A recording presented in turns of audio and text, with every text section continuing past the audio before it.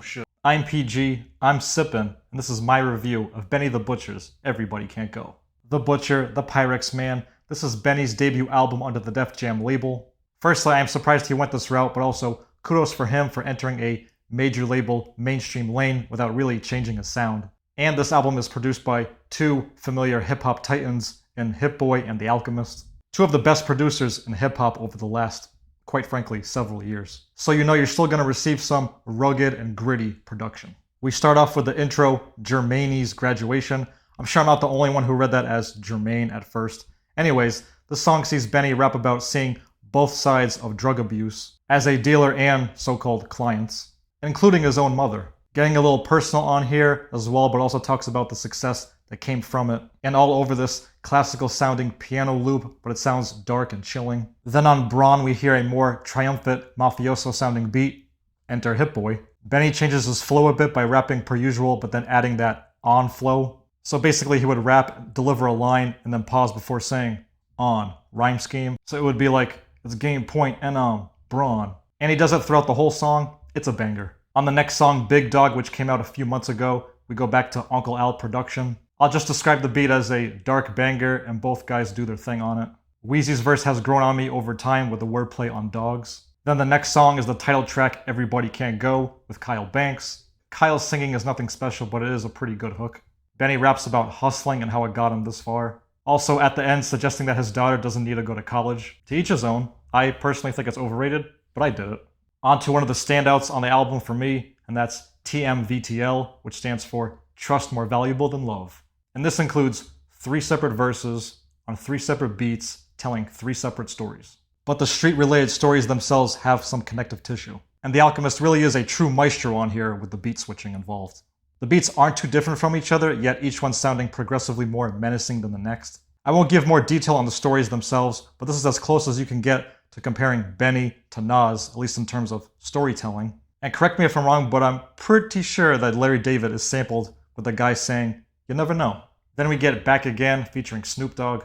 I'm sure I wasn't the only one disappointed when we didn't actually get a verse from Snoop himself. Instead, he is on the hook and on the outro, basically endorsing Benny as this gangsta rapper. So I'm sure it's a big moment for Benny, but sonically this song doesn't do much for me, and it was nothing special for both artists. One Foot In was another song released prior to this release, and it sees Benny and Stove God Cooks having strong performances. Basically the theme is that they have one foot in the game of drugs and street life, and one foot in the rap industry, and that they're succeeding in both.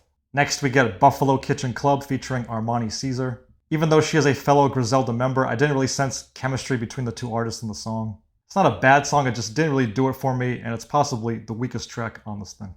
On Pillow Talk and Slander, we hear Benny and Babyface Ray give some okay performances and verses, but it's Jadakiss who stands out here, giving out some street knowledge in his verse. I was really hoping Benny would go harder on this track, especially with Jadakiss on here. And I feel like Babyface Ray's nonchalant delivery just didn't fit alongside Benny and Jadakiss on the song. On How to Rap, Benny delivers one long verse where he is really kicking some knowledge of his own with his experience on making it in the rap industry. And it's got these organs in the background and a bounce to the beat as well. Clearly a modern Hit-Boy beat, and it definitely sounds like something that he could have used on one of the King's Disease albums. Getting near the finish line, we finally hear a Griseldi posse cut with the inclusion of Ricky Hyde. And the beat is just great. It sounds timeless. It has that vintage grit and atmospheric vibe to it that Uncle Al tends to do. It sounds like a calculated nighttime drive in the streets, which I know a thing or two about, as you can tell. And to me, Conway has the best verse on here, and I think this ends up being the best feature across the whole album. I wish Westside had a verse or at least a better hook, because I thought it was kind of meh, but still a great posse cut. And the final song is Big Timers featuring Peasy. This track actually sounds like a mainstream trap song, and to me the beat is kind of generic, and Benny also uses this near auto-tune like reverb in the chorus. It's okay, I mean it could have been worse. It's definitely new for Benny, and Peasy's performance is just meh. It kind of sounds like T Grizzly with his flow, sounding like he is talking rather than straight rapping.